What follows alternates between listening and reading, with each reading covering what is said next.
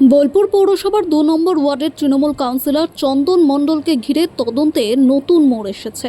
বুধবার তাকে বোলপুর মহকুমা আদালতে পেশ করা হলে আদালত ৫ দিনের পুলিশ হেফাজতের নির্দেশ দেয়। এরপর তাকে শান্তিনিকেতন থানায় নিয়ে গিয়ে জিজ্ঞাসাবাদ শুরু করেছে পুলিশ।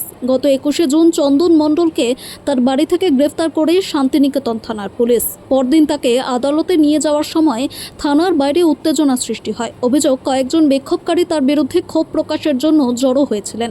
তবে সম্ভাব্য অপ্রীতিকর পরিস্থিতি এড়াতে পুলিশ বিশেষ নিরাপত্তার ব্যবস্থা করে তাকে আদালতে নিয়ে যায়। পুলিশ সূত্রে জানা গিয়েছে, ২০২১ সালের ভোট পরবর্তী হিংসার ঘটনায় পুলিশ সূত্রে জানা গিয়েছে ২০২১ সালের ভোট পরবর্তী হিংসার ঘটনায় তার বিরুদ্ধে অভিযোগ রয়েছে। পাশাপাশি ওয়ার্ডের এক বাসিন্দাকে হোল্ডিং নম্বর পাইয়ে দেওয়ার নাম করে অর্থ নেওয়ার অভিযোগও তদন্তের আওতায় রয়েছে। এই সমস্ত অভিযোগের সত্যতা যাচাই করতেই পুলিশ হেফাজতের আবেদন করা হয়। তদন্তকারী কর্মকর্তাদের দাবি, আগামী কয়েকদিন ধরে চন্দন মণ্ডলকে জিজ্ঞাসাবাদ করে বিভিন্ন নথি, তথ্য ও সম্ভাব্য প্রমাণ সংগ্রহ করা হবে।